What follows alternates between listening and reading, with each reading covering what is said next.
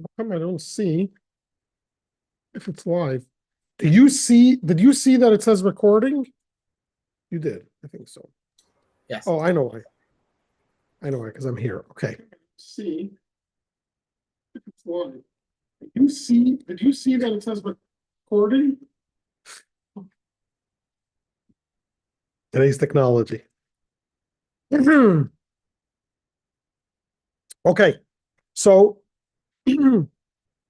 welcome to our final lesson, sixth and final lesson for this course, because hopefully in no ways this is the final lesson, and hopefully we will continue to learn and grow in this space of the study of Kabbalah. In the previous lessons, we learned about Or Ein Sof, right? And we spoke about the fact that this is godliness, and that this Or Ein Sof, which means the infinite light, the light with no end, is only one of God's manifestations, right? It's only a manifestation of God. It's not God himself. Well, we didn't make that clear and point that out, but we did discuss that it's light. Light implies, that it has a source from which it comes. So obviously we did not talk about that source yet. And we spoke about a lot about infinity. And as much as I love the concept of infinity, I could talk about it forever. There is something greater than infinity, not a higher level of infinity, but something higher than infinity. And this is alluded to in the name that we're giving godliness, or Ein Sof. And we've been translating it as infinity. But really, that's not an accurate translation. An accurate translation is a light with no end. Now, if something is truly infinite, then it has no beginning either. So if we're trying to express God's infinity, wouldn't we be better off, or wouldn't it be better to call it the light that has no beginning? Because if it has no beginning, then it has no end. Why don't we describe it as beginningless, or beginningless and endless, no beginning and no end? So let's turn to text 1 on page 177. This is a text from the Alter Rebbe, where he says, we refer to God's light as Ein Sof, without end, instead of Ein Lo Techila, without a beginning. This preference appears puzzling, because essentially there's no difference. Anything that has no beginning also has no end, as is known. And here the Alter Rebbe makes an important point. The truth is that if we intend to refer to God's very essence, it would indeed be appropriate to use the phrase Ein Lo Tchila, without a beginning. However, what we describe as Ein Sof is in fact God's light and radiance, and not God himself. Before we continue to the next paragraph, I just want to point out, if you look in books of Kabbalah, you will see a lot of talk about Bria, Yetzira, and Asiya, which was lesson 1. You'll see a lot more talk about Atzilus and the 10 attributes, which was lesson 2. You will also see a lot of talk about Ratzon, God's will, which is Keter, which was lesson 3. You will see a little bit about Tohu, not as much, which was lesson 4. You will also see a little bit about the Tzimtzum, which is lesson 5. But what you will almost not see discussed is God himself. It is always the way God manifests himself, some sort of or, some sort of light that emanates from God. And therefore, when the Kabbalists use the term for infinity, they're not trying to express God's essence. They're trying to express God's light. And God's light, by definition, has a beginning. Not a beginning in time, but it has a place from which it comes, a starting point, right? Light starts at the light bulb, at the source. And because this is the purpose for which Kabbalah is talking about, therefore the term is Ein Sof, no end, and not no beginning. To clarify, the Alter Rebbe continues here in the third paragraph. When the Kabbalists speak of the Or Ein Sof, their intention is the endless light of God, not the light of the endless one. They are not attempting to describe the origin of the light as endless, for we cannot describe God himself as endless. Okay, so again, Or Ein Sof is specifically no end because it does have a beginning, and therefore it's not truly infinite. By the way, angels are a simple example. There are certain angels that could have a spiritual death, but most angels never stop. They live forever, right? That they exist. There's no end to their existence, but they were created, right? They're either in Bria, they were created at a certain point, so they do have a beginning. What's the beginning? God. But there is a beginning, right? There is a place from which they start. Nope. So what is God himself? What's the name for God himself? There is no name. We'll talk about soon why there is no name or what do we do about it. But the term that's used primarily in Hasidus, again, because Kabbalah doesn't really, it does mention it, but it doesn't really talk about it, is Atzmus. Atzmus, the root is etzem, which means essence. Essence of what? There's no descriptor, right? It just the thing itself. Atzmus means the thing itself. Okay, so this is the first word of tonight is Atzmus, essence. Up until now, we've been talking about godliness, right? Lesson 1, Biyah, is not godliness. It's a creation. Sure, it's very close to godliness, but it's a creation. Lessons 2, 3, 4, and 5 are godliness. It's the light. We're talking about the light that comes from God. So it's one with God, but it's not God himself. It's a part of God, but you wouldn't turn to it and say, this is God. When we speak of God himself, the term that we use is Atzmus. Now, it is very difficult to talk about tonight's topic, about Atzmus. Why? Because you can't even speak about Atzmus in the negative. Remember, when we speak about infinity or God's infinity, so even though we can't say what it is necessarily, but we can say what it's not. And within God's infinity, we could, right? In Atzilus, there's 10 attributes, not 11, 10 and not 9. But when it comes to Atzmus, we can only say what it isn't. And even then, it's not really true. We can't even really say what it isn't, because if we're saying what it isn't, then we're limiting it in some way. So we can't even say it isn't infinity, or it isn't finite, or it isn't limited. The term isn't can't be used on God himself. But we're going to have to try to do something based on the few things the Torah does tell us, and our sages do tell us. We're going to talk about it. Looking at the way people speak about world events in the last couple of months, and they speak about it with such authority about things they know nothing about. I feel it's okay for me to talk about this, divine ideas that really I don't have authority to speak about, and we really don't know exactly what it is. We only know the way we were explained by our sages. So we'll talk about it. We'll talk about it. It says when before Mashiach comes, there will be a lot of extra chutzpah in the world.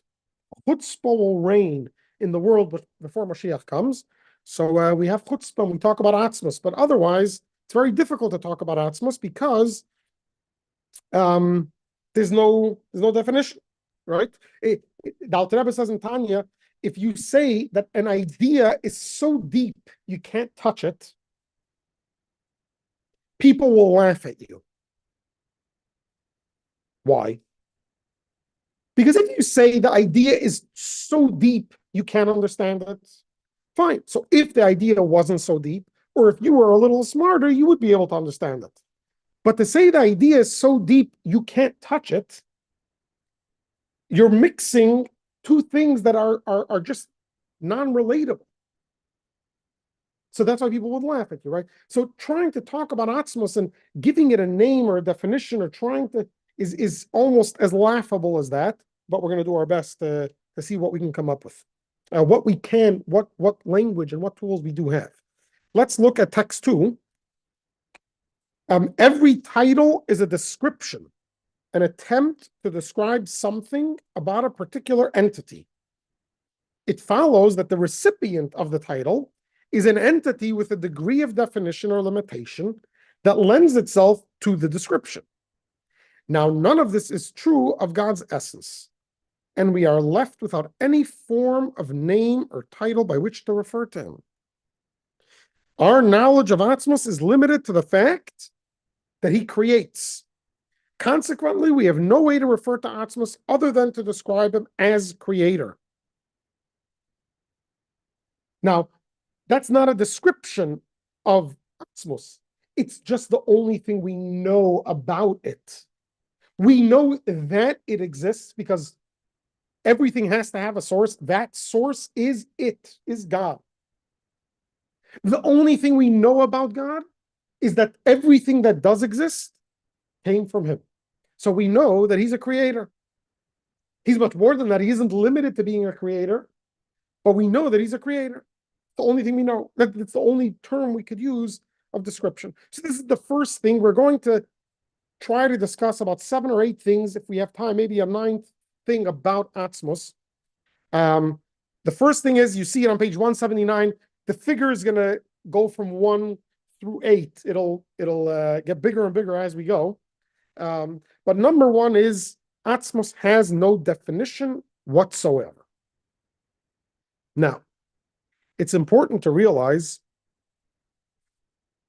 that last 5 weeks, and you notice usually at this point in the class, I've already asked you to take out your maps. This class, I'm not going to ask you to take out the map, and there's no map on the screen, because the last 5 weeks, we've been talking about different levels on a map. We were able to identify what the longitude and latitude of each specific thing was on the map and hierarchy of in Seder Hishtalshalut and in the person. This week, Atzmos, it's not that Atzmos is too high, so there's no room on the map for it. It's a whole different ball game. It can't be the map. It also is the map. Everything in the map is from him, right? So it is the map and it isn't the map. So therefore it can't be anywhere on a map to define it or to limit it. Now, on the most fundamental level, what separates Atzmos from everything else is that Atzmos is the only thing that has no beginning.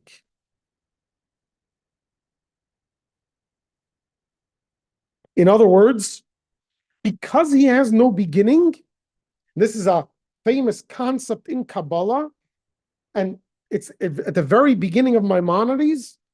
This is the foundation of all foundations and the pillar of all wisdom, is that God necessarily exists. He's a necessary existence. Every other thing in the world, whether physical or spiritual, even all the worlds we spoke, everything we spoke about in the last 5 weeks exists because something brought it into existence, which means whatever brought it into existence could have chosen not to bring it into existence, which means it's a contingent existence. It exists because someone else decided it should exist. Anything that has a beginning, in other words, has a source, that source decided it should exist.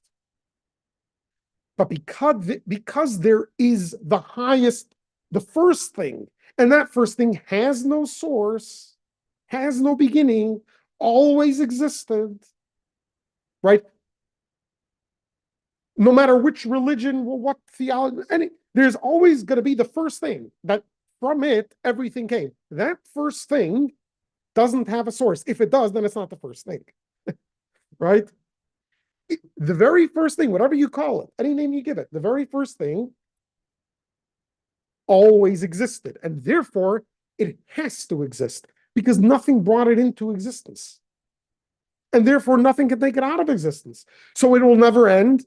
It never began because there's no beginning, there's no starting point, there's no source. So therefore it necessarily exists. It has to exist. Why? No one knows. There may not be a reason, but it has to exist because it has no source. Does that make sense? So this is on page 179, figure 6.2. The second thing we know about Atzmos, first of all, it has no definition, and it is the only entity that necessarily exists. Okay? Now, another very important rule, a very important point about Atzmos is that Atzmos is not bound by any rules. Why is that? Why isn't Atzmos bound by any rules? Simple. Why? Because he created all the rules. If he created the rules, then he's not bound by the rules. So in the world we live in, there are many rules. Like, for example, pass go and collect. When you pass go, how much do you collect? 200. Everyone knows you collect $200, right? That's the rule.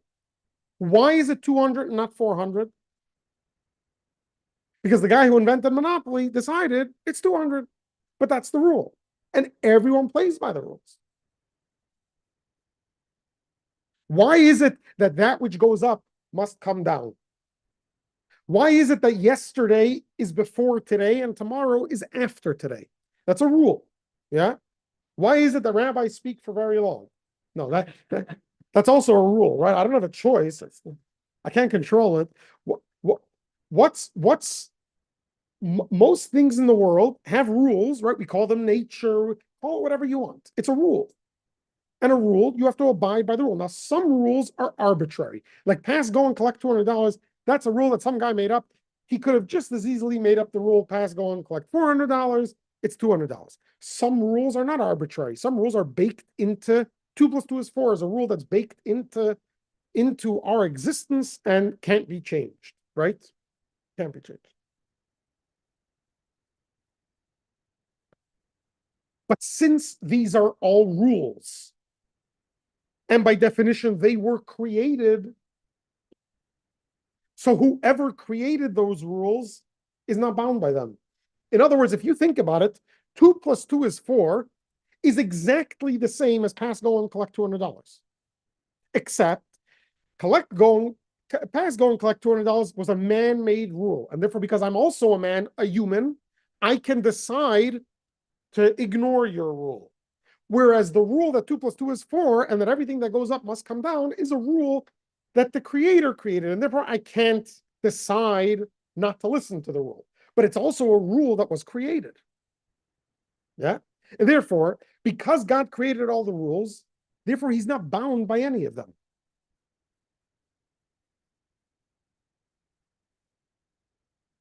Yeah. So till now we discussed that the world creation is limited, is finite. So biyah is a creation, it's finite.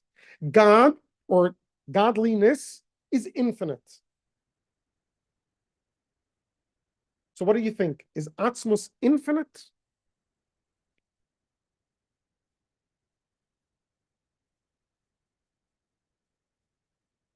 So although infinity sounds like a pretty good qualifier for something that's perfect, that they should be infinite, if we were to describe Atzmus as infinite, that would be a mistake. That would be flawed. Why?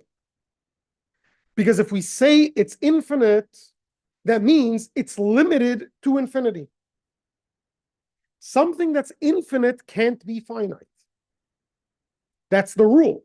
The rule is that if it's finite, it's not infinite. If it's infinite, it's not finite. That's the rule, right? Atzmus is beyond, it's beyond the finite. Yeah, very good. Someone just infinite has a quality. Atzmus is beyond definable qualities, beyond anything. In other words, anything that is a descriptor, anything that describes something, anything that is a qualifier is all a creation, and therefore it can't be used to describe God, to describe Atzmus. Text 3, the Rebbe makes this point. In truth, even infinity does not express Atzmus. Rather, God's essence is neither finite nor infinite. The qualities of infinity and finitude apply exclusively to divine revelation, which means or Ein Sof, the infinite light, but not to God himself. Right? So paradoxically, God is not limited by limitlessness. Limitlessness is in and of itself a limit.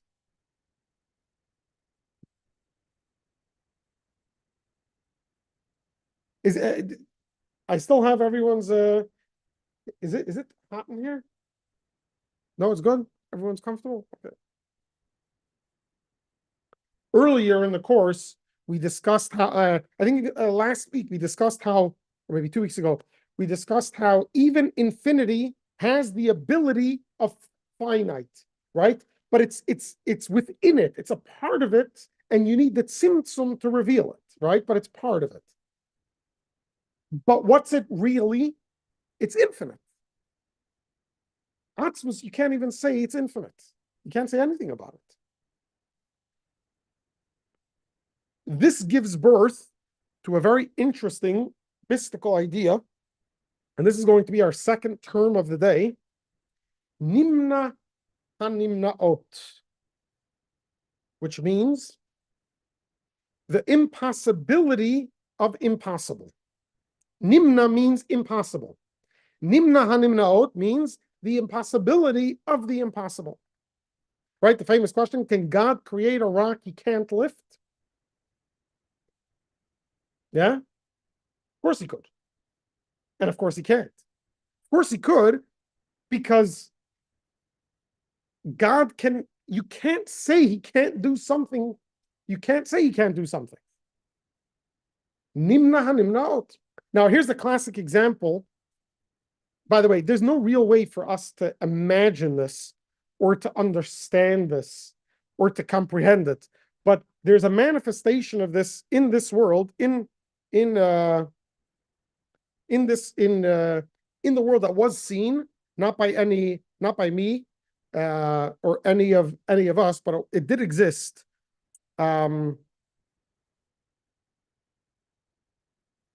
In the temple, in the Holy of Holies, was the most sacred piece of furniture in God's home, the most sacred object in the world, which was the ark, and in it were the tablets which God himself carved out and engraved with the Ten Commandments, and this was in the temple. Now, in the Torah tells us how to build the ark. In other words, the ark was built from physical materials, gold and wood, and it was given a dimension, and the length of the ark was 2.5 cubits long. Now, the ark was housed in a building, in a room. This room was also made of physical materials. This room also had a physical dimension, and that dimension was 20 cubits long and 20 cubits wide. Now, when you put the ark in the Holy of Holies, and you measured from one wall to the other, what measurement would you get? 20 cubits. If you measured the ark, you would get 2.5 cubits. So, what would you expect to the measurement from one wall to one end of the ark to be? No, because if it's in the middle, so you want, huh?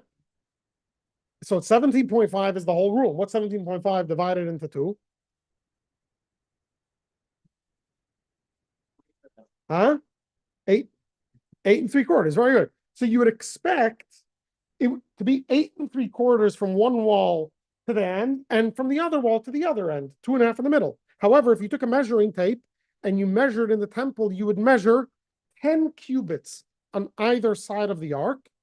The ark would measure 2.5 cubits. In other words, it wasn't some sort of miracle that the ark stopped being physical. No, if you measured the ark, you'd measure 2.5 cubits. It was a physical ark. And then if you measured from one wall to the next, it would be 20 cubits. So in other words, the ark took up place and didn't take up place in the same time. You didn't even have to use the same measuring tape. You could have used 4 different measuring tapes. You'd put one measuring tape from one wall to the other, 20.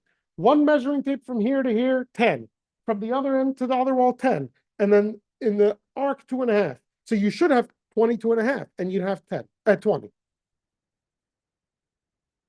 This isn't infinite because we're talking about physical objects. Infinity cannot be in the physical because then it's limited, it's finite. So it's not infinite, it's also not finite. You know, it's not only finite, it's not only infinite. This is where we see an example that God doesn't have rules, right? God doesn't live by the rules that he created because he created them. So he's not limited to them.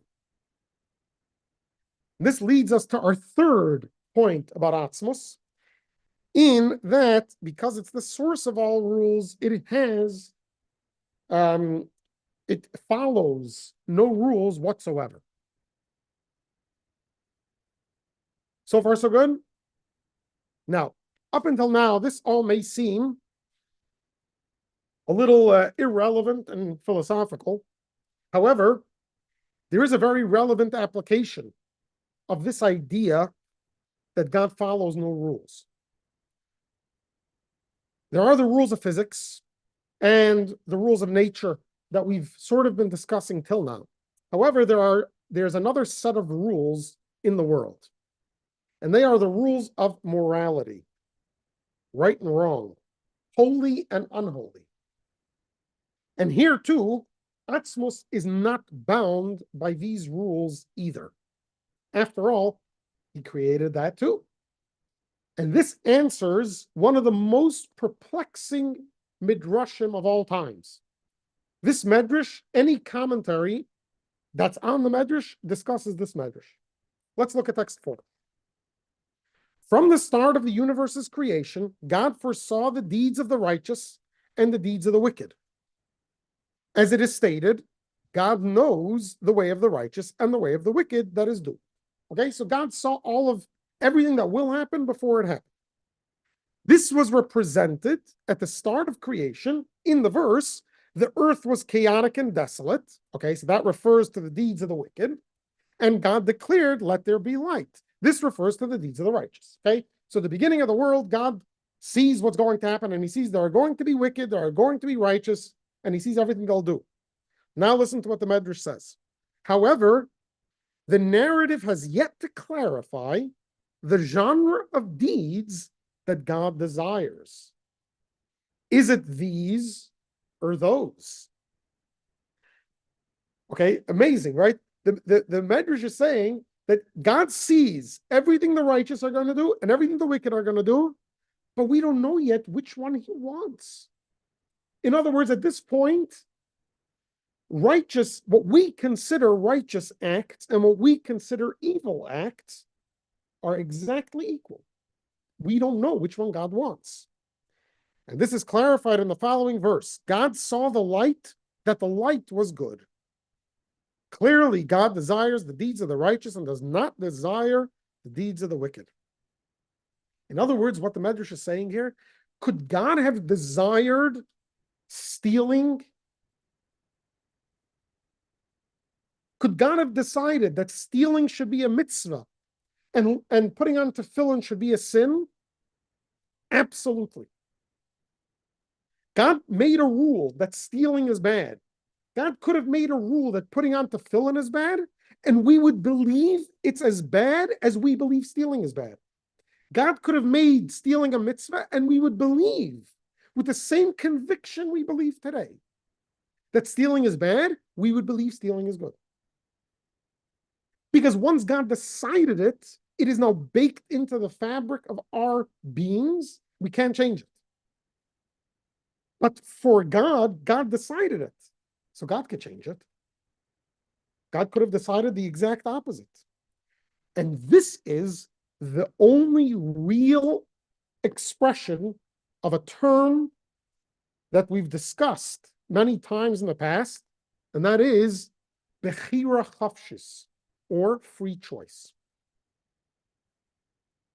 When me or you make a choice, even if we consider it free choice, it's not really free choice. Right?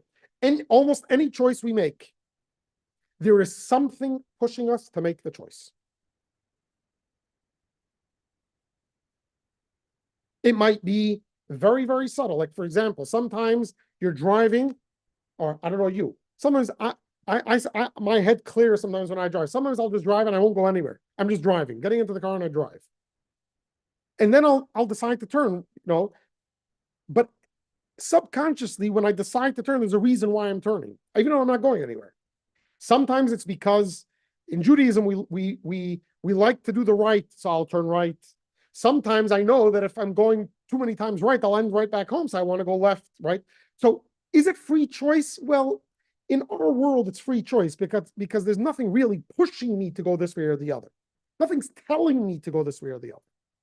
But is it really free choice? Not really. When I decide to do a mitzvah, is it really free choice? I've got a godly soul inside of me that's really pushing me to do the mitzvah. It's true, I have an animal soul that might be pushing me to waste my time, but whichever choice I make, there's someone inside of me pushing me one way or the other. So it's not really free choice. The choice is tainted a little. So the only way to say that, and by the way, even God's infinity, Atzilus, is not really free choice what it decides to do, because it only has an application in the infinite. It can't decide to show up here and reveal itself. It can't decide to do that. So it also is being forced by the rules with which it was created. There's only one thing that can have real free choice, and that is the thing that has no source, that has nothing compelling it in any way, shape, or form. And that's Atzmos.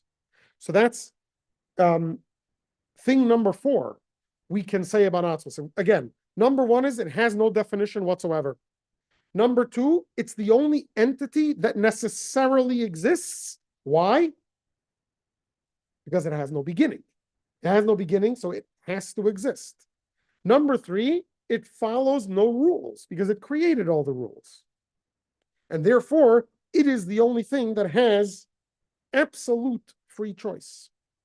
There was a lifelong heretic that showed up in heaven in front of paradise, Gan Eden, and it wants to go in. And it sees 2 long lines waiting at the doors of paradise. One line, there's a sign that says predestined, and one line that says free choice. So he decides to go to the predestined line. He waits in line. He gets to the front of the line. The angel asks him, why did you go into this line? So he says, because I believe that everything is predestined. So the angel said, so really you made a choice, right? So you don't belong in this line. Go to the other line, okay? He goes to the other line. He waits in line. He gets to the front. The angel asks him, why are you in this line? So he says, the angel there told me to come here. So he says, so you made it. So it's not free choice, right? You were told to come here. So what are you doing here?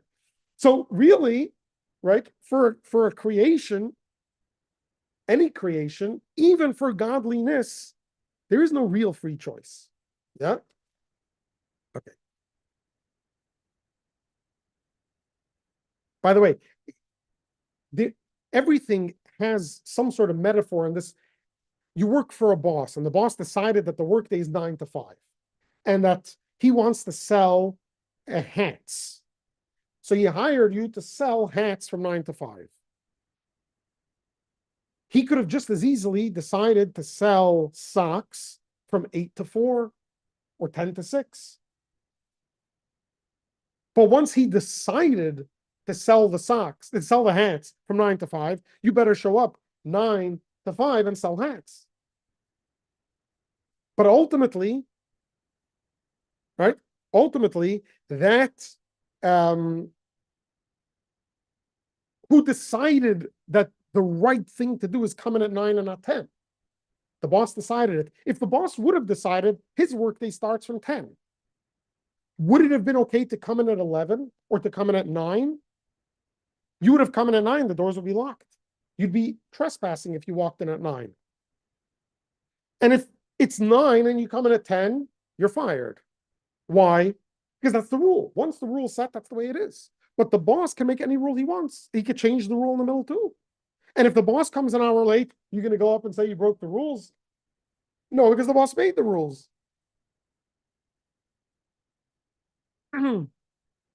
Now, here's where it comes in, where the relevance to us comes in.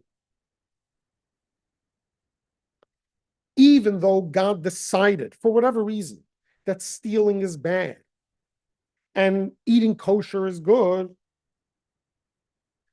God himself lives, so to speak, above that rule. God isn't beholden to that rule.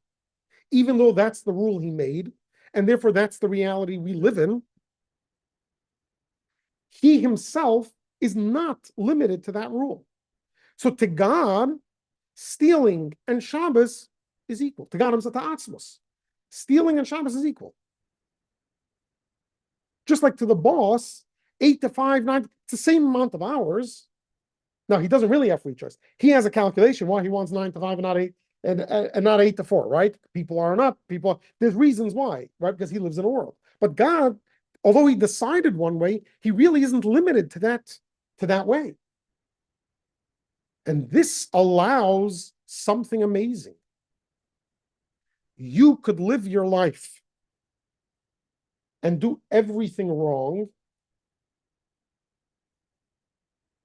and God can decide and choose to erase all of that, to forgive all of that. Not because you didn't do it, but because God can decide from his standpoint, you did nothing wrong. You did nothing right either, technically, but you did nothing wrong. But we'll soon see how to deal with that. Let's see. Let's first read the text, and then I'll give you a metaphor that might help understand how this works. 1 second. 1 second. Debbie, you have a question about rule number 3, about that he has no rules. You want to? About the Bechira Havshit, free choice. That Okay.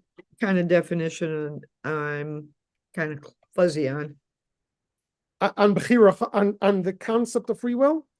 Right, on a choice that originates within the chooser and compelled. So you're saying you really don't have free choice. No. So the classic example of free choice is, or when you want to describe free choice, you'll say, if you have an apple or an orange, that's not real free choice. Free choice is if you have 2 apples. two apples, that's free choice because really you're free to choose either one. If it's an apple and an orange, it's not really free choice because you're thinking in the back of your head, what am I in the mood of? In other words, there's something pushing you towards one choice. However, if there's two apples, it's free choice, but really two apples also isn't free choice because you're looking which one has less blemishes. You might be in the mood of a bigger apple or a smaller apple. You might be in the mood of a redder apple or a greener apple. There are things that are pushing you. Again, it's free choice in the sense that no one is forcing you what to do, but it's not free in the sense that there aren't external factors influencing when you choose to eat kosher and not steal, there's something influencing that choice because you understand one's right and wrong. You could have chosen, you have free choice to choose stealing and not eating kosher. But still, to say that you made a free choice isn't a proper definition of what pure free choice is. Because there's always some factors. There's always some factors. So we call it free choice, and it is free choice because I made the choice and I can just as easily make the other choice. But it's not really just as easily. It's not pure free choice. It is free choice. Again, we are judged by our choices because we could have chosen the other way. Okay. But free choice, that there's nothing influencing me, that doesn't exist in our world. True free choice doesn't exist in our world. Okay. Okay, let's read text 5 and 6 now. So 5 is Maimonides. Maimonides says, nothing stands in the way of teshuvah, even if one denied God's existence throughout their entire life and then repented in their final moments, they merit a portion in the world to come. How is this possible? So the Rebbe explains in text 6, violations of the divine will are felt most keenly by the divine author who scripted that will.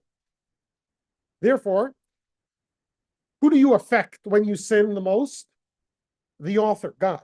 On the other hand, God transcends his own will and is not compelled to react to violations in a particular way. For who can tell him, what are you doing? Consequently, through tshuva, which is loftier than all the mitzvot and which touches the innermost depth of God's desire, one can obtain atonement. I'll give you a simple example to help understand this. Let's say you work for a company, and the boss in the company decided that if you come, work day starts 9 o'clock. If you come 10 o'clock, the first day is you get a free pass. The second day, you lose that hour's pay, but you still get paid for the rest of the day. And the third time, you lose the pay for the entire day. And the fourth time you're fired. It happens more than 3 times you're fired. Yeah. Now, let's say someone comes an hour late the first day. Okay? Is anyone offended or hurt by this guy's lack of obedience to the rules? Is his supervisor offended by that? Not really. Is the boss, is the owner of the company, if the owner of the company knew that an employee walked in on the first day an hour late, would they be offended by that? They might be. You asked me to work at the company. I made a rule you have to come 9 o'clock and you chose to come, choose or not, you came late. You disregarded the rules. They might be offended by that. Now, they decided they're not going to punish you for that, but they might take it personal. The second, the third day, the more you do it, the more offended they'll be. Yeah. The fourth day, they'll fire you. That's how offended they are. They'll fire you. Middle management, do they care? They care because they need employees that come on time. But do they take it personal that you came late? They don't take it personal. They just realize they hired someone that isn't the responsible person. However, is it possible for this person to nevertheless stay in the company after 4 days? Even if the rules are that after 4 days you're fired. Is it possible? There is one possibility. What's the possibility of the person staying in the company? From whom? If the person figures out how to get to the boss and somehow get them to forgive them, then they can stay. And by the way, if there is a rule in place that allows HR to forgive too, that also comes from the boss. Okay, but if you can get to the boss, in other words, you have in order to receive clemency, in order to receive forgiveness, you have to reach the level that created the rule. You have to reach above the rule, and above the rule, you can change it. Now, who do you affect the most by your sin? What's above the rule?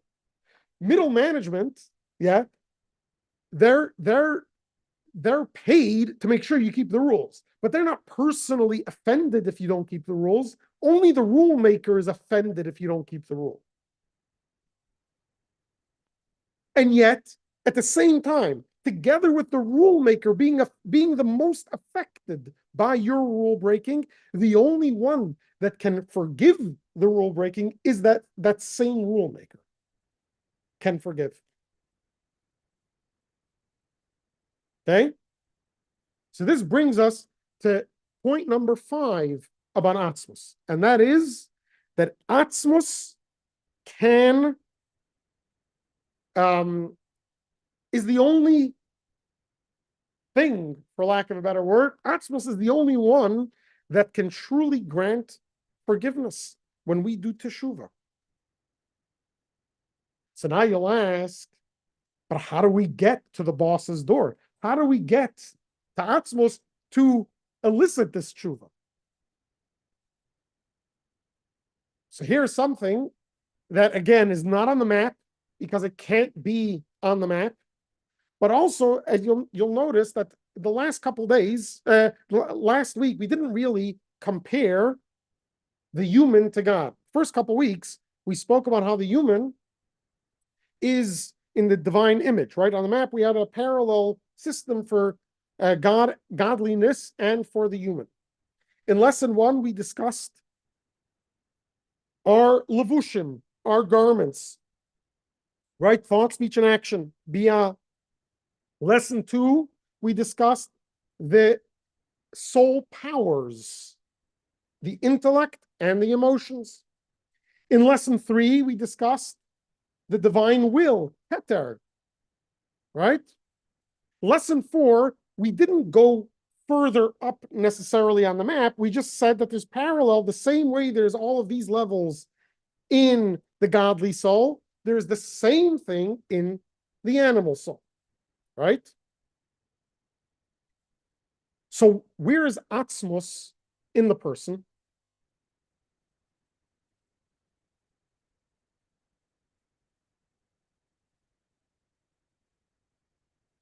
So now we're going to learn another term on page 190 or on the board, and that is Yechida. The Medrash tells us, we'll soon get to what Yechida means. The Medrash tells us that there are 5 levels of the soul: Nefesh, Ruach, Neshama, Chaya, and Yechida. Yeah? Nefesh corresponds to the garments, to lesson 1. Ruach corresponds to the emotions, lesson 2. Neshama corresponds to the intellect, which is also lesson 2. Chaya corresponds to the will, to Ratzon, which is lesson 3. Lesson 4 is Tohu, that's the animal soul, right? So that's not, now we're talking about the godly soul, that's the opposite.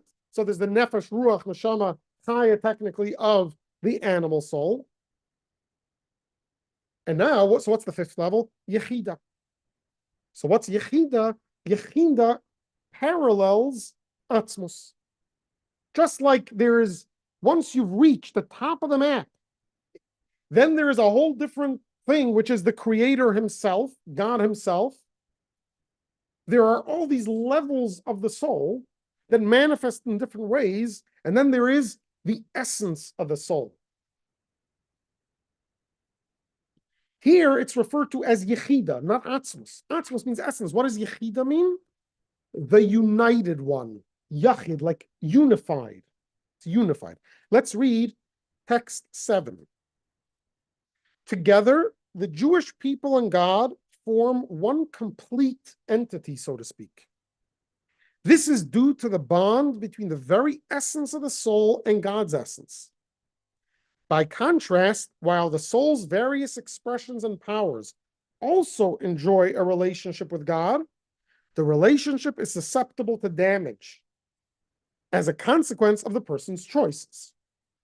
The soul's essence is always intimately bound and united with God in a unity that our sages depict as merged and bonded with you in a oneness to be one with you.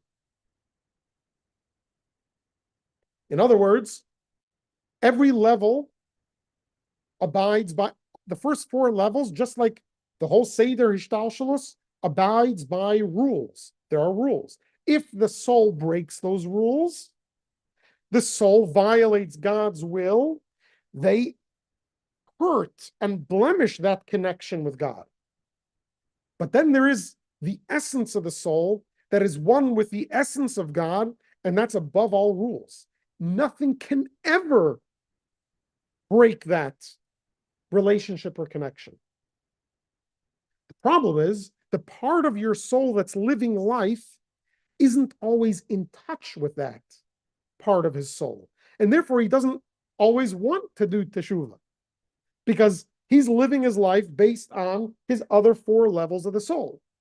But if you can ever tap into the essence of the soul, now you've got a direct link to God's essence that is above sin, because it created the rule that this is a sin, and therefore it stands above it. So if you can reach the Yechida, you have now reached Teshuvah.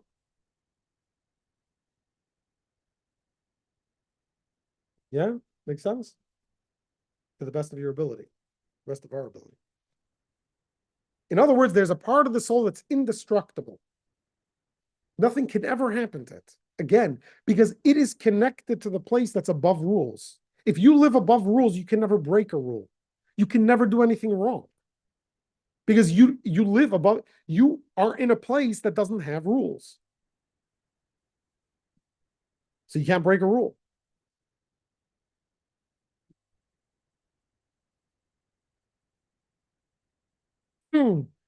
So this brings us to the sixth thing we know about Atzmus, and that is it is connected to the deepest part of the human soul, of the godly soul, Yechida. Again, remember, we're just trying to gather things we know about Atzmus. We have no descriptor, we have no way of describing it, we have no way of defining it, we have no anything, we just know certain things about it. Well, we don't even know certain, we know whatever the Torah tells us about it, it still doesn't describe it in any way, shape, or form. It doesn't define it in any way, shape, or form.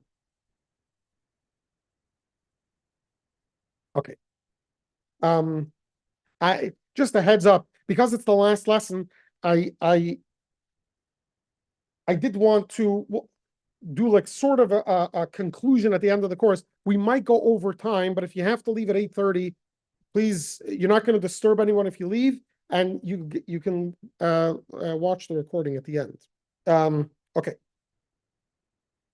Now, remarkably, and this is remarkable, of everything we learned until now, of all the levels of Seder Ishtalshelus that we learned in the last 5 weeks, and we learned many things that are relevant to that we can learn and are relevant to our lives from those 5 lessons. The lesson that is the most relevant to our life is Atzmus. Now, we can't describe it as a level, so it's not really a level. But the class, the lesson that is most relevant to us is Atzmus. Why? Because if Atzmus is the ultimate source of everything, then it holds the secrets of everything. If you want to know the answer to any question, questions by definition are because there's a rule, right? Why do you have a question? Because the rule is that 2 contradictory things can't go together. So there's a rule. There's a rule that makes this contradictory to this. There are rules of logic. That's where questions come from. So if you have a question, any question you might have, you want to go to the person who made the rule of logic to figure out the answer. So any question you have, Atzmos is the answer. So therefore, it becomes the most relevant. If we want to know, why are we here? What's the purpose of all of this? What's everything here for? The ultimate answer to that question is Atzmos. But in addition to that, we are going to uncover now that of everything that we know exists in the entire Seder Ishtalshelus, from the beginning till our very world, the most material world there is, which part of this chart is Atzmos most connected to? Our physical world.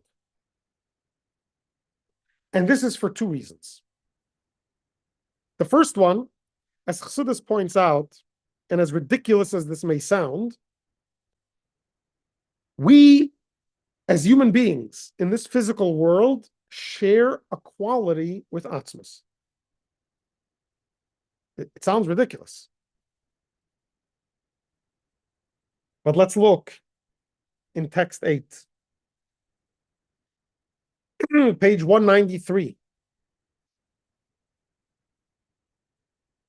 The difference between the upper spiritual worlds and this material world of ours is that only the inhabitants of our material world experience their existence as entirely independent of any source. This is the difference between light, which is Or Ein Sof, which is everything that came before us, and a created being.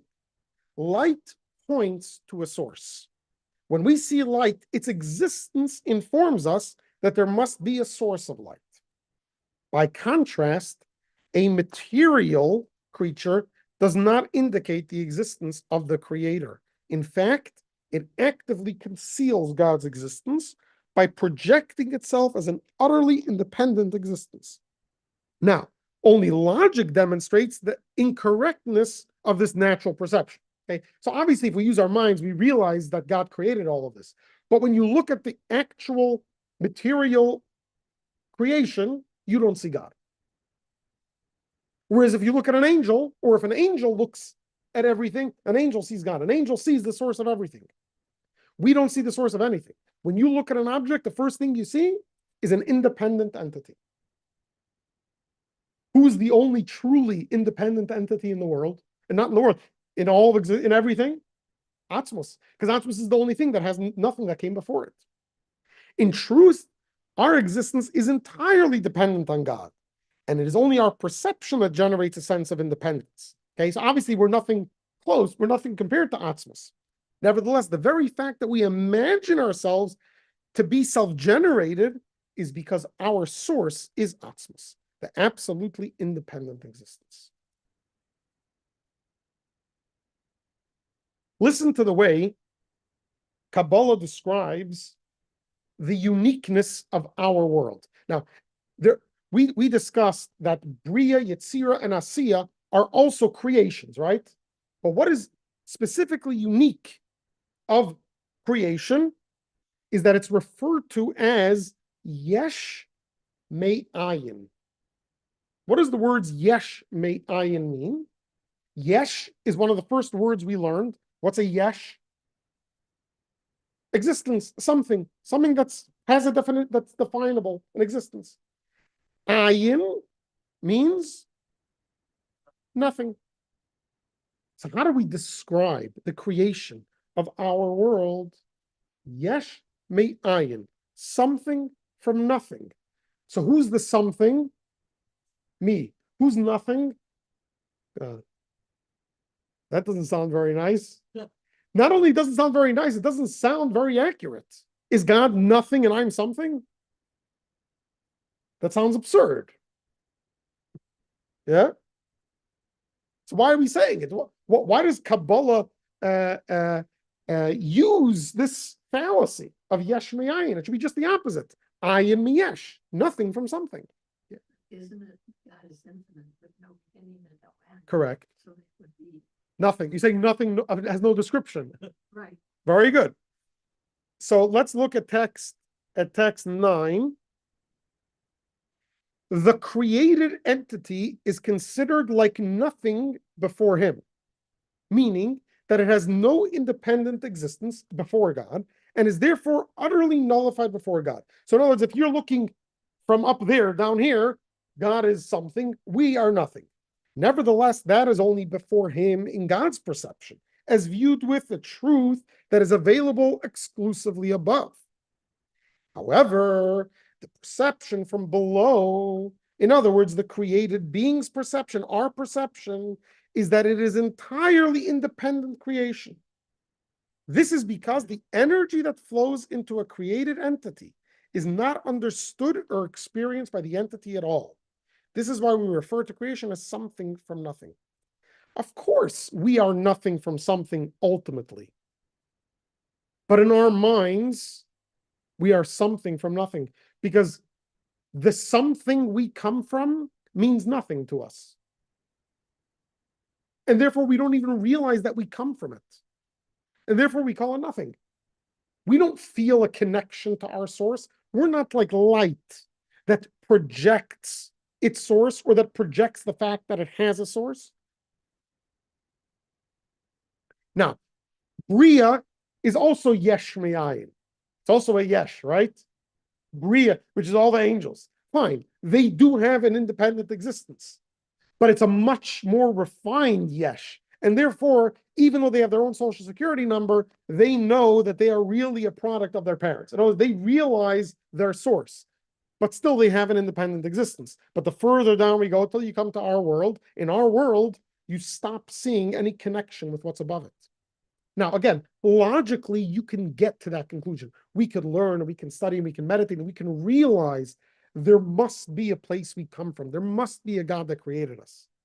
But that's something we superimpose on ourselves. Naturally, instinctively, we see ourselves as something, and we don't have a source from where we came.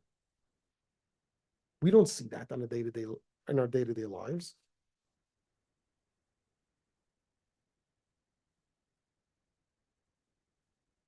How did this happen? How did we get from Atzmos, from godliness, from infinite divinity, to a place that a person can have a feeling that nothing exists before him? How did we make that jump? Text 10. This is from the Alter Rebbe. The very essence of the Creator, the ultimate independent existence that has no antecedent or cause at all. He alone has the exclusive power and ability to create an entity from absolute and total nothingness, to the extent that the created entity senses that it has no cause or antecedent at all.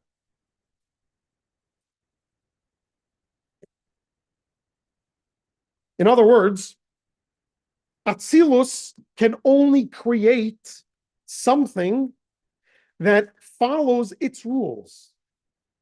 What's its definition? Or it shines a light on its source. So it can only create things that can shine a light on its source. What can create something that's entirely different, that can ignore its source? Only something that has no rules to live by. You don't have anyone in a company that can hire someone to beat the company. The only person that can hire, unless he's going against the company, which, right? So, but then he's not part of the company. He's violating the trust. But the only way you can have someone from within a company to get someone to fight the company is the boss. The boss can hire someone to challenge his own company. No one in the company can do that. The boss finds out and the person's fired. But if the boss hires someone, right, the boss will hire someone to break through the security so they could figure out what enhancements in security. Yeah. So if I'm hired by TSA to break through security and I smuggle a gun on a plane, yeah, can I be arrested? No. Why? Because TSA hired me. What if a TSA agent hires me to do that? and the boss doesn't know about it. Will I be arrested? Probably. So the only thing that can create something that doesn't believe it has something before is something that truly doesn't have something before it, which is Atzmos.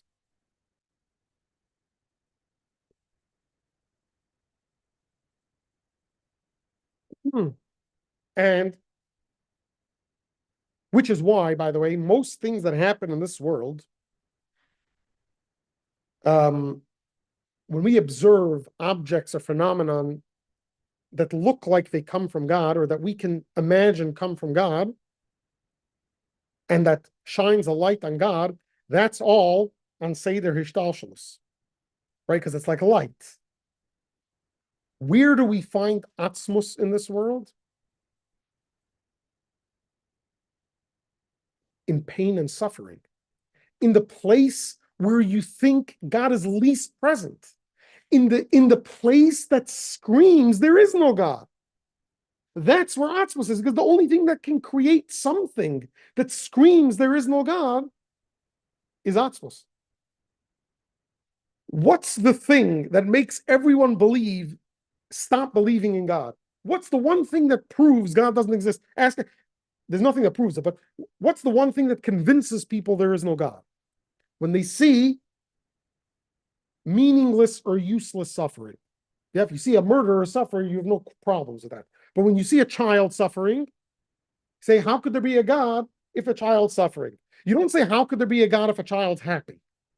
Say, a child's happy, there could be a God. That's light.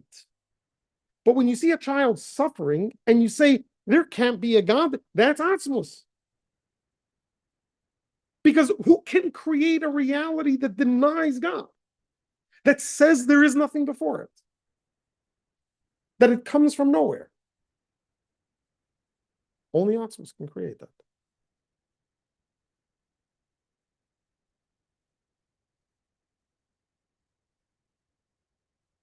Just to finish this point, in the body and soul is the same thing, right?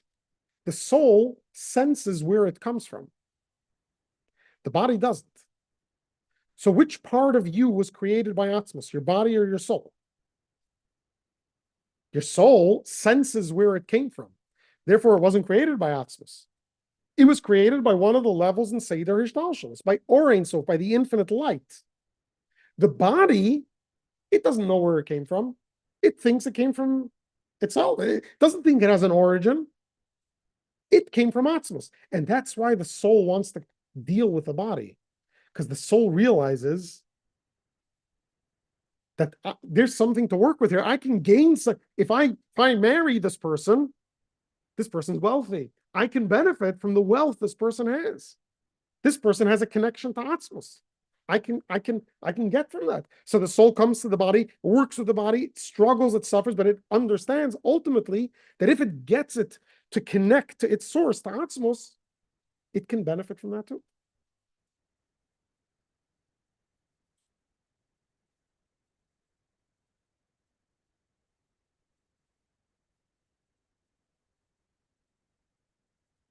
So we started off, before we mentioned that the purpose of all of creation, the purpose of everything, the purpose of Atzmos is in our world. Well, Atzmos, not the purpose. Atzmos is God's desire, that God emanated a desire for this world is in this world. Why is that? Because as it says, the end is in the beginning, is wedged in the beginning and the beginning in the end. By the way, we say it in Lachadodi on Friday night, right? Sof Maaseh b'machshava tchila. The end of the doing is in the beginning of the thought. Now there it's talking about Shabbos. Shabbos is the end of creation, but really it's wedged in the beginning. It's the purpose of creation. But the same holds true here. You want to find the purpose for which God started everything, you got to look at the end, at the last point of the ladder. Does that make sense? That God's purpose of everything should be found in a place that denies his existence? Of course, it doesn't make sense. But does it matter if it makes sense or not when we're talking about Atzmos? It doesn't matter, right?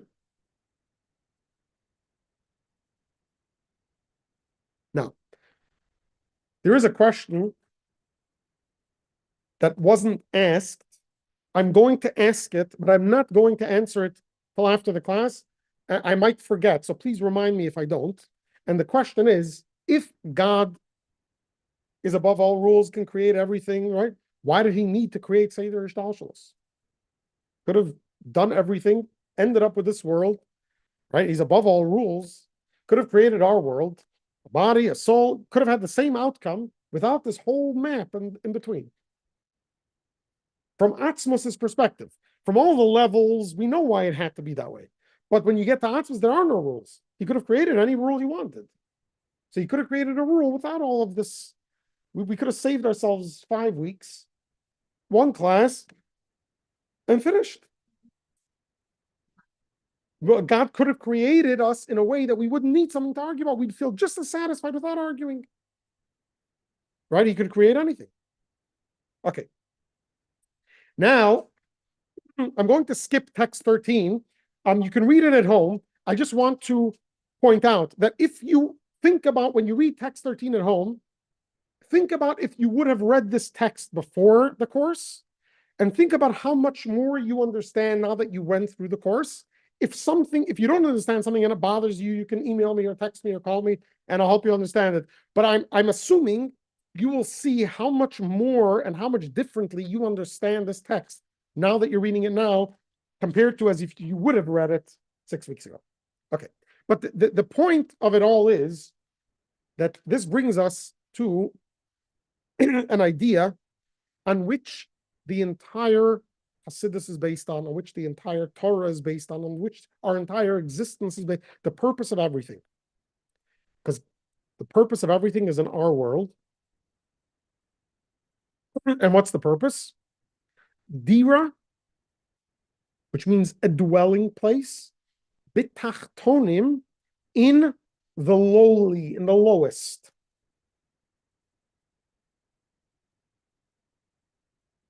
Everything we learned in the last 5 weeks is all an order of devolution. Seder hishtalshalut. It's an order of devolution. Where do we get to the point of it all? When that order finishes, when it stops, when the house is finished, when it's built, that's when you move in. Where do you move into? You move into the house. You don't move into the contractor's house, even though he probably has a nicer house. You don't move into the banker's house that financed the house, even though he might have a nicer house. You move in to the house you built. After all of the work was done, after everyone was involved, that's the house you move into. So which house does God want to live in? He built a world, he built a home. Why did he build it? So he can live in it. Which part of it? We learned he built infinite levels. So which part of it does he want to live in? No, he doesn't want to live in everything, because if he would have been satisfied with living up there, he wouldn't have gone further. There was a point he was getting somewhere. His point was to live here in the lowest place. And this is point number 8 of Atzmos, that he desires a home in our world. How does he get a home in our world? He created it, so why isn't he here? Why are we still working? Why isn't it a home yet for Atzmos? Because he wanted us to turn it into his home. When he created the world, it was his home. He was here. He was in the garden. He was in the garden with Adam and Eve, speaking to them. It was all the way it should be. But that wasn't the purpose. The purpose was that we should turn it into the home. Now, if he would have created us as sinners, we wouldn't have a way back. So he created us perfect. And then Adam and Eve sin. Now, Adam and Eve, in other words, me and you, we could, through doing mitzvahs, physical mitzvahs in the physical world with physical objects, we can transform the world. We can make God a home. For God to make himself a home, that's no big deal. God wants us to make a home for him here, because we are the antithesis to him. We are, right, because we think that we come from nothing. So God wants us that can deny God to make a home for him in this world. And we do that through a physical mitzvah.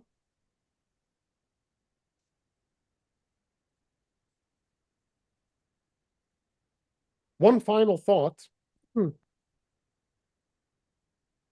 not finished. One final thought about Atzmus before we get to the conclusion. I don't know if you remember, but in lesson 2, I believe, when we spoke about Atzilus, we mentioned at the very beginning a cryptic text that it could be you didn't even pay attention to. I didn't really put a lot of focus on it. And that was that the Alter Rebbe, when he wrote Atzilus in his writings, sometimes couldn't write more than the first 2 or 3 letters, because the Alter Rebbe was aware of what he was writing about, that he couldn't physically write more than 3 letters. In other words, he got it. He understood what he was dealing with, and so it was too lofty for him, too spiritual for him to even write it on a paper, which sounds amazing. We don't really understand how, but sounds amazing. Now let's read text 14 and see if there's a problem with that, or how to understand that. Page 205. Whom do I have in heaven? I desire nothing with you on earth. This is a verse in Psalms. This is from the Alter Rebbe's grandson, the 3rd Lubavitcher Rebbe.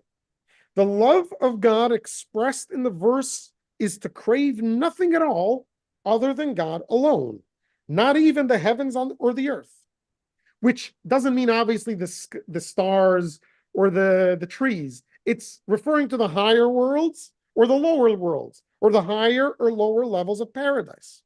Instead, so a person shouldn't desire any of that. Instead, all one's love is reserved for God's very essence and self, to the exclusion of all else. When our master and teacher, the Alter Rebbe, which was his grandfather, would enter a state of repetitious bonding with God, he was often heard to exclaim, I want nothing at all. I don't want your Garden of Eden. I don't want your world to come. All I want is you. So despite the mind-blowing loftiness of all the worlds, and we know the Alter Rebbe understood the loftiness of all the worlds, he couldn't even write it on paper. That didn't distract him, and it didn't tempt him from the goal, from the purpose, which was Atzmus wants us. And who do we want? Atzmus. What's Atzmus? In a physical mitzvah with a physical object.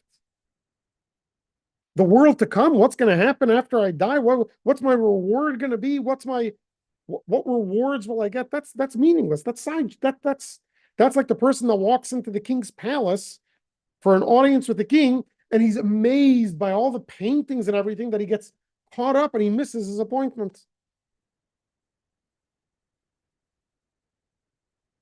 Yeah, you go to a museum to see something specific, and you get so caught up with everything on the way that by the time you're ready to get there, the museum closes. Now that's arbitrary. You decided you want to go see this. Okay, you missed it, you'll come tomorrow. But let's say this thing is not an exhibit and you were invited to specifically come and see it. It's not going to be available tomorrow. It's going back to India. And you come in and you get caught up with everything around it. You missed the point.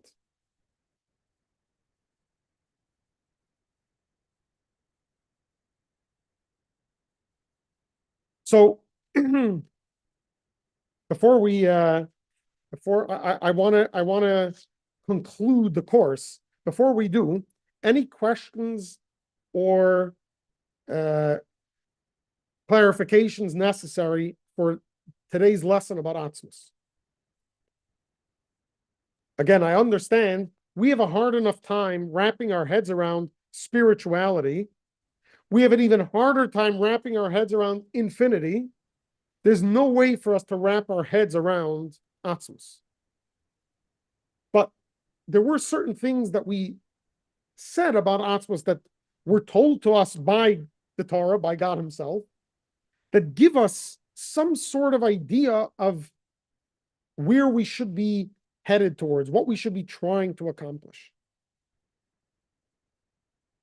Any questions? Debbie, it looked like you had a question.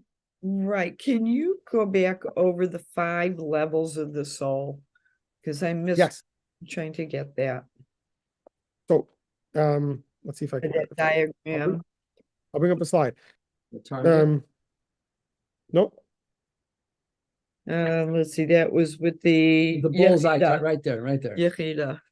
So So- nefesh corresponds to, that's the outer layer, that's the soul garments, that corresponds to the soul garments. Mhm. Literally, if you look in Tanya, the nefesh is what is in the blood, what gives the person life. Although there he says it's from the animal soul, but we're not making that distinction here. It's important to know where you're dealing with or what you're talking about. But usually nefesh is the physical life of the person, which is the thought, the garments, the soul garments. Ruach is the emotions, which are the soul powers. Neshama is the intellect, which are also soul powers. So there are 7 emotional soul powers, that's Ruach, and 3 intellectual soul powers. That is Neshama. Then Chaya is Ratzon, which is will. And Yechida is essence, Atzmus. Okay, thank you. You're very welcome. Okay, now, if you turn to page 210, there's a little exercise here. Just to refresh and make sure you have your terms straight. You can do that on your own. I want to focus more on page 211. And you don't have to share what you write down, but if you want to, I'm happy to take a few volunteers if they want to share. First of all, if we had 41 key terms on the back of our maps that we learned during this lesson, I know we didn't stick to most of them. You probably don't remember a majority of them. That's fine. But are there any of these terms which you found most interesting, or any of them that the name sticks with you for a specific reason? And if you have 1 or 2 or 3, if you can write them down and why you relate to them and why they stuck out to you or meant something to you. And number 2, we had many different key takeaways from the ideas in Jewish mysticism that we learned. If there's a takeaway that connected with you the most, write it down. And if anyone has an idea that wants to share, I'd love to hear.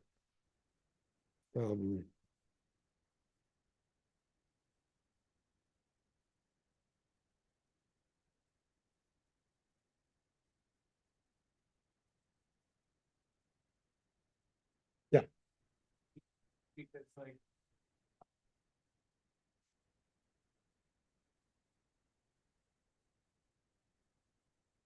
that is a mindset. We just like the most loftiest In thought, speech, and action, I thought that was, you related to it the most. and all the other ones too, like I found it very interesting because it's so close to us. It's the most practical, it's the thing we have, it's the only thing we have true power over is our thought, speech, and action. The most relatable in that sense. There are many more relatable outcomes, but very good. It's also the closest to us, the closest idea. Anyone else?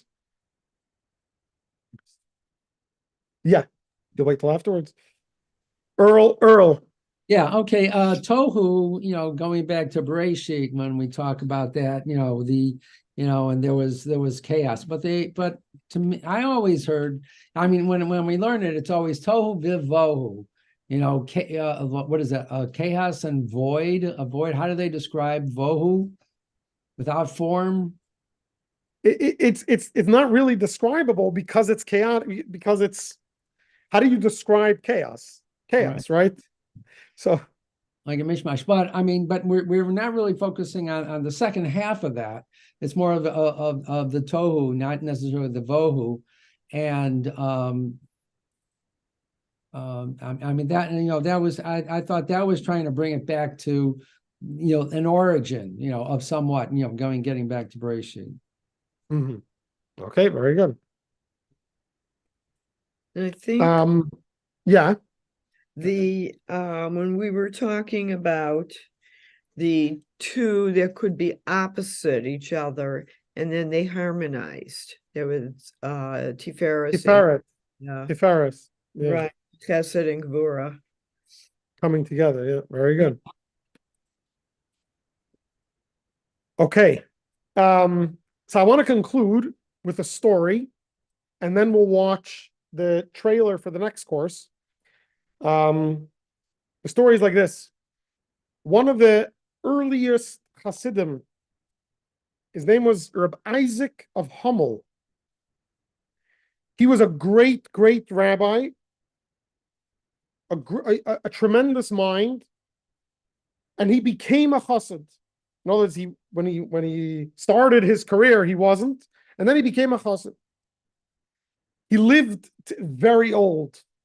It is 90s. He was very, very, and now 200 years ago, this was very, very old. He lived a very long life. He saw, I think, 4 or 5 Rebbes. That's how long he lived. And he said the following. Later on in life, he told his students the following. He said, before I became I had an answer. After I became a chassid, I had a different question, but I had the same answer that answered the question before, answered the question now. Okay? What was the question and answer? He said, like this, before he became a chassid, he would always wonder, he's such a great person.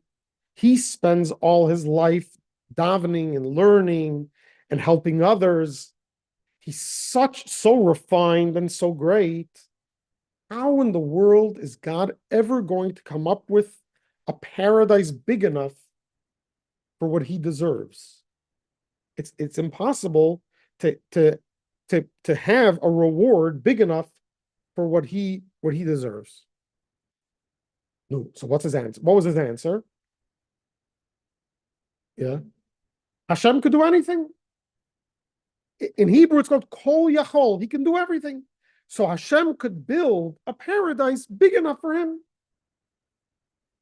After he became a chassid, and he learned what we learned in the last 6 weeks, much more, but the foundation of what we learned in the last 6 weeks, and he realized how small he is and how insignificant he is in the grand scheme of things. Now he had a whole different question. How does God, who's so great, have the patience to deal with someone so insignificant and so small and so selfish as him? He couldn't understand.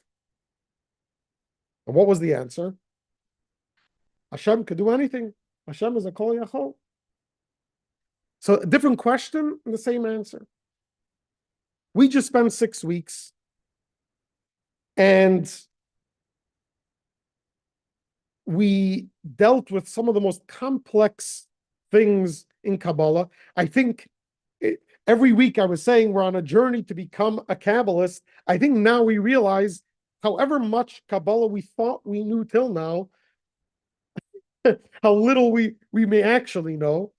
But I think this is very important to keep ourselves focused on our purpose, on our mission, on our objective, is not to stop here, but to continue studying.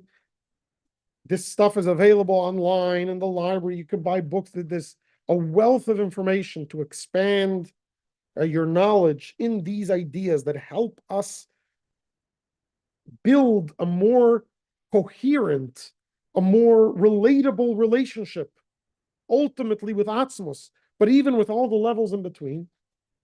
And I hope that this will enhance your desire to delve deeper into the sea of the secrets of the Torah, or the essence of the Torah, the soul of the Torah in Chassidus and Kabbalah, and continue this journey for the rest of your lives. I mean, until Mashiach comes today, hopefully.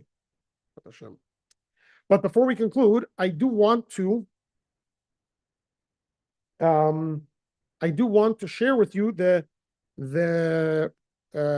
video for next course. Now, this year, in July, will mark 30 years since the Rebbe's passing.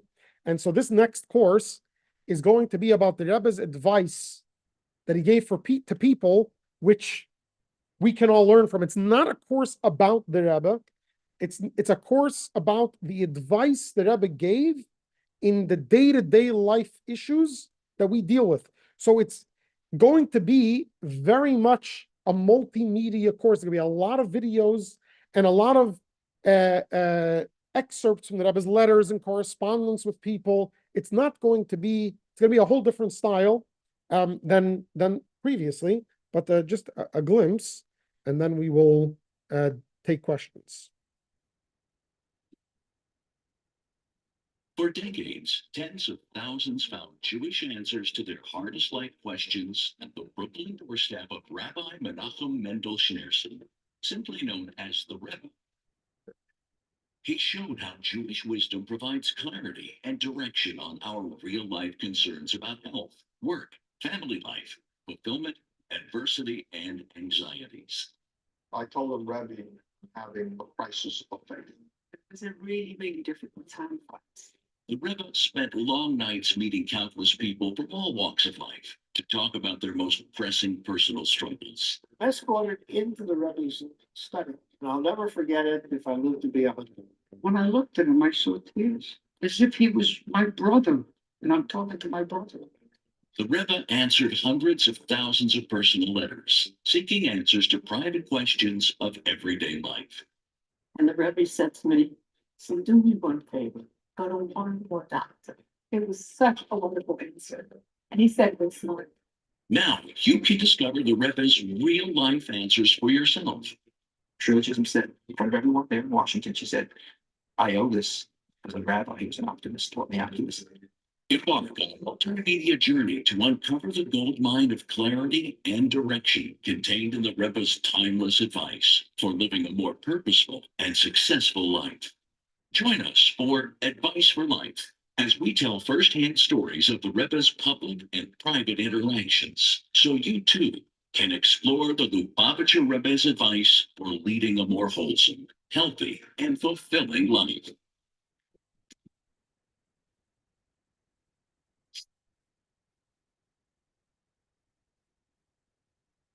Okay.